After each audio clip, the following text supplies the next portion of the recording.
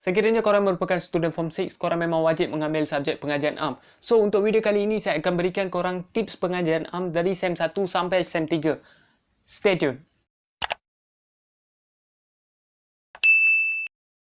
Okey, untuk SEM 1 ni korang akan belajar tentang ciri-ciri negara, and then sistem perlembagaan, and then jenis-jenis kerajaan dan banyak lagi lah. Dan untuk SEM 1 ni juga dia terbagi kepada 3 bahagian. Yang pertama adalah objektif, yang kedua adalah subjektif, yang ketiga adalah karangan. Okey, untuk objektif ni dia ada 15 soalan, so kiranya 15 markah lah. Tipsnya adalah korang kena jawab satu soalan dalam masa 1 minit, sebab korang kena buat subjektif and then korang kena buat karangan lagi kan. So aku galakkan korang untuk jawab satu soalan untuk 1 minit. Apa yang korang kena buat adalah korang kena baca soalan betul-betul, and then untuk lagi mahir kan, korang just buat soalan-soalan yang lepas. Kiranya korang ambil soalan-soalan dari tahun-tahun yang lepas, and then korang juga perlu ambil soalan dari negeri-negeri lain. Sebab aku cakap macam ni adalah soalan pengajian AM setiap tahun dia akan mengambil daripada tahun-tahun yang lepas ataupun dari negeri-negeri lain. Kiranya macam korang dah tahu soalan tu, nanti senanglah korang nak dapat jawapan. Untuk bahagian B ni dia ada 15 markah. Tipsnya adalah kalau korang mahir objektif, korang dah dapat tahu soalan-soalan berkaitan dengan objektif,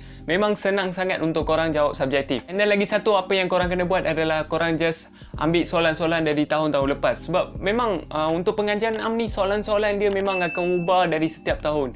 Kiranya macam mereka akan ambil dari soalan dari 2015, 2016, lepas tu mereka akan campurkan, mereka akan keluar. Itu je. Okey, aku lagi satu aku galakkan korang adalah korang kena jawab semua soalan. Jangan tinggal satu pun. Korang just, kalau contoh macam kalau korang tak boleh jawab satu soalan tu kan, korang just pergi dekat objektif and then korang check balik. Kemungkinan kan aku pernah mengalami situasi yang sama. Aku tak tahu macam mana nak jawab subjektif. Aku just pergi dekat belah objektif and then aku cari berkaitan dengan soalan tu kan. Jawapan dia memang dah ada dekat objektif. Apa yang korang kena buat adalah korang kena just pergi dekat objektif and then korang just cari betul-betul.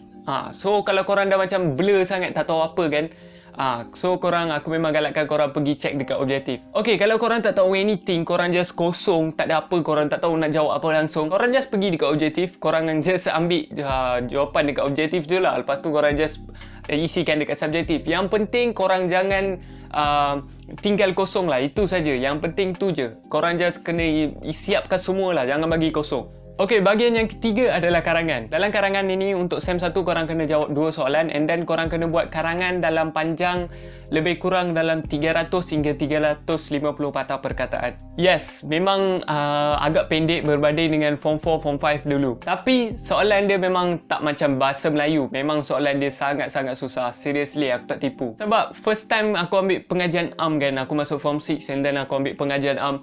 Oi, memang gila babi susah. Aku tak tipu lah. Sebab aku once kalau aku buat latihan yang cikgu bagi kan, aku memang gila-gila siap lah kan. Lepas tu aku tunjuk dekat cikgu, cikgu bagi semua kosong. And then time macam ada macam pembentangan dekat kelas aku kan, aku dengan teammate kelas aku, table mate aku kan, so kita pergi dekat depan, kita buat presentation.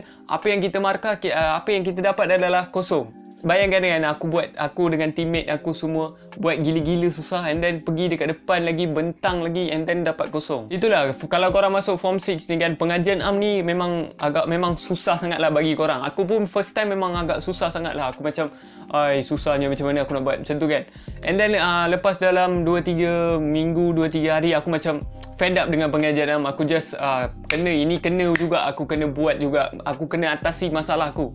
So aku pergi dekat Google, aku cari soalan-soalan yang lepas and then aku just kenal pasti format dulu. Aku pergi dekat Google kan, aku just pergi dekat Google, aku ambil soalan-soalan lepas, aku just tengok ini kemungkinan format apa. Lepas tu aku just bagilah format apa kan. So aku just agak-agak lah, ini 3 tambah 2 ataupun 4 tambah 1, 1 tambah 4, macam tu. Aku just buat macam tu je dulu.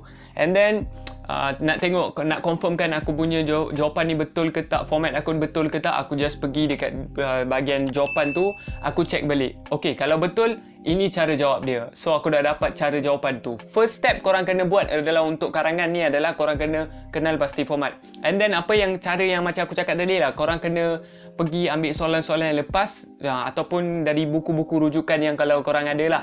Korang just pergi dekat soalan tu, korang just kenal pasti format dia dulu. Itu memang paling sangat-sangat penting lah kalau untuk pengajian am. And then lagi satu adalah korang kena tahu tentang isu-isu semasa. Bayangkan buat waktu sekarang isu-isu semasanya adalah berkaitan dengan COVID, berkaitan dengan isu-isu pelarian dan dengan pemandu mabuk and then so on lah. Korang kena tengok 3 bulan yang lepas, 3 ataupun 4 bulan yang lepas. So macam tu lah. So kiranya macam bayangkan korang buat SPM tahun ni, kiranya SEM 1 untuk tahun ni, korang tengok 3 bulan yang lepas ataupun 4-5 bulan yang lepas apa isu-isu yang viral, tengah viral dekat media sosial. So korang just ambil isu-isu viral tu kan, korang just kena bayangkan soalan korang sendiri, bayangkan macam mana soalan tu akan datang time exam nanti. Sebab memang MPM ni kan, memang aku seriously sembang lah, memang MPM ni akan ambil soalan dari tahun-tahun yang lepas ataupun berkaitan dengan tentang yang viral lah. Memang mereka akan target yang tu je. Lagi satu, aku memang sangat-sangat galakkan korang untuk buat group study.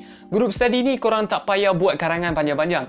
Apa yang korang kena buat adalah macam yang aku cakap tadi kan, korang just panggil 4 atau 5 kawan-kawan korang and then korang just kenal pasti format dulu. Itu merupakan satu perkara yang penting lah. So korang just bawa kawan-kawan dalam 3-4 korang, 3-4 orang yang betul-betul nak study and then korang just panggil dia orang and then bagi seorang setiap latihan and then korang just kenal pasti format dulu. So dari situ korang kalau seorang dah dapat tahu cara kan, so senang korang nak bagi ajar untuk semua orang. And then lagi satu, setiap kali korang buat latihan, korang kena buat dalam peta minda, letakkan faktor tengah and then korang buat peta bulat and then korang just kenal pasti dia punya isi dulu. Isi ni kan, memang aku tak tipu, memang sangat-sangat susah lah. Korang kena pandai, korang kena betul-betul dengar cakap cikgu. Memang kalau korang dah sekali dah dapat form pengajian am ni, memang aku memang seriously lah, bagi aku pengalaman aku sendiri, aku memang tak tahu langsung pengajian am ni. Lepas aku dah buat banyak latihan and then aku dengar cakap cikgu, memang 100% boleh buat. Okey, untuk SEM 2 ni korang akan belajar tentang rukun negara, prinsip rukun negara, wawasan 2020 dan banyak lagi. Bukan saja, korang juga akan belajar tentang dasar-dasar yang digunakan dalam negara, sebagai contohnya dasar pandang ke timur, dasar ekonomi baru dan banyak lagi lah. Okey, untuk SEM 2 ni dia terbagi kepada 3 bahagian. Yang pertama adalah subjektif, yang kedua adalah graf. Yes, graf. Yang ketiga adalah karangan. So subjektif ni memang bagi aku lah, memang agak susah sikit lah. Senang sekali kalau bagi korang nak senang sekali nak mahir subjektif ni, korang kena tahu tentang perkembangan dasar-dasar dalam negara and then korang kena juga tahu tentang isu-isu semasa. Yes, untuk pengajian am ni korang kena tahu, memang 100% kena tahu tentang isu-isu semasa lah. Sebab pengajian am dengan isu-isu semasa ni dia memang saling berkait rapat. So kalau korang miss antara satu ni, memang korang susah untuk jawab soalan lah. Okey, untuk subjektif ni bagi pengalaman aku sendirilah, dia punya soalan tu kan memang banyak berkaitan dengan dasar-dasar negara. So bagi contoh ni macam aku cakap tadi kan, berkaitan dengan dasar ekonomi baru, dasar wawasan negara dan banyak lagi lah. So once kalau korang dah mahir tentang dasar-dasar ni, memang senang lah untuk korang jawab subjektif ni. And then lagi satu, korang kena tahu tentang objektif setiap dasar. Kiranya macam setiap soalan tu kan mereka akan tanya tentang apakah objektif dasar ekonomi baru. Kita cakap lah macam dasar ekonomi baru ni berkaitan dengan bla bla bla bla bla bla. Untuk subjektif tu dia ada 5 soalan kalau tak silapku. Tapi dalam 5 soalan tu dia akan pecah-pecahkan. So untuk kiranya macam yang last soalan tu kan, last soalan tu aku still ingat lagi, dia akan minta macam pendapat korang sendiri. Kiranya macam korang kena fikir luar daripada kotak fikiran korang lah. So memang soalan dia memang kemahiran aras terlalu tinggi lah. Okey, bahagian C adalah bahagian karangan. So tips yang aku boleh bagi untuk korang adalah korang just buat latihan yang banyak-banyak. Seriously, untuk karangan ni korang kena buat banyak latihan. Itu saja. Korang kena kenal pasti format and then korang kena buat banyak latihan lah. Kiranya format ni memang antara yang paling penting lah. Kalau korang silap format ni, semua karangan korang tu kemungkinan boleh hancur macam tu saja. Tetapi kalau korang dah pandai format ni, karangan tu korang kena tahu cara isi. Isi yang korang bagi tu kan, isi tu tak boleh macam main letak saja. Kalau korang silap isi, korang tak dapat markah, korang terus kosong. Walaupun korang buat panjang, karangan korang panjang-panjang kan, tak dapat markah. Seriously, aku tak tipu. And then aku lupa nak bagi tahu lagi satu adalah soalan karangan ni kan, dia banyak berkaitan dengan dasar-dasar. So kiranya macam untuk SEM 2 ni kan, dia kan sembang pasal dasar kan. So dasar tu memang untuk soalan subjektif dia akan tanya pasal dasar. untuk saat soalan karangan tu pun dia akan tanya pasal dasar juga. Okey, kita patah balik ke bahagian B untuk bahagian graf. And then graf ni dia terbagi kepada banyak lah. Graf pi, and then graf tong, and then graf bar bergabung, piramid, and then banyak lagi lah, dekat nak 6 ataupun 7 graf lah korang kena ingat. And then setiap graf ni dia mempunyai kata kunci dia tersendiri. Okey, apa yang korang kena buat adalah lagi satu tips yang aku kena bagi dekat korang. Korang 100% korang kena wajib buat adalah korang kena buat nota kecil. So apa yang korang kena buat dalam nota kecil adalah korang just senaraikan bentuk-bentuk graf and then korang masukkan kata kunci dia. Okey, sebagai contohnya ni aku ada aku punya nota lama yang aku pernah buat. So kiranya macam ni. Aku tak pasti korang boleh nampak ke tak. So kiranya macam nampak graf pi ni kan. So aku akan bagi tahu tentang dia punya semua berkaitan dengan dia punya ni lah, formula, cara jawab dia. And formula pun korang kena ingat juga, aku tak tipu. Sebab setiap pi ni, setiap graf ni dia mempunyai cara jawab kata kunci dan juga formula yang lain. So kiranya korang kena ingat formula lah. Tu tips yang aku boleh bagi adalah korang kena buat banyak-banyak latihan berkaitan dengan graf. Time korang buat latihan tu, make sure korang pasang timer sebelah korang. Kiranya macam untuk satu soalan tu korang just peruntukkan masa sebagai 25 minit. So memang dah sampai 25 minit tu just stop. Stop saja. Stop, terus pergi karangan. Kalau tak, memang korang akan stuck and then banyak markah korang akan hilang. Okey, untuk SEM 3 ni korang akan belajar tentang hubungan diplomatik. Kiranya apa faktor sebelum korang melakukan hubungan diplomatik dan apakah kelebihan ataupun apakah kebaikan yang korang boleh dapat daripada hubungan diplomatik. And then korang juga akan belajar tentang apakah sumbangan dan juga peranan Malaysia berkaitan dengan agensi luar. Agensi luar ni dia terbagi kepada dua, dia peringkat serantau, iaitu di peringkat serantau ni korang boleh tahu tentang Asian. Peringkat global ni dia berkaitan dengan Commonwealth, PBB, OIC dan banyak lagi lah. Okey, untuk SEM 3 ni dia terbagi kepada 3 bahagian. Yang pertama adalah objektif, yang kedua adalah alih bentuk komunikasi, dan bahagian ketiga adalah bahagian karangan. Okey, untuk objektif ni dia ada 15 soalan, kiranya 15 soalan 15 markah. So aku galakkan korang macam aku cakap sebelum ni, satu soalan kena jawab dalam 1 minit. Korang kena kena train lah. Kalau korang tak boleh, korang akan susah untuk alih bentuk komunikasi and then korang tak boleh siapkan karangan. And then kebanyakan soalan ni berkaitan dengan agensi-agensi yang macam aku cakap tadi kan, OIC, PBB, Asian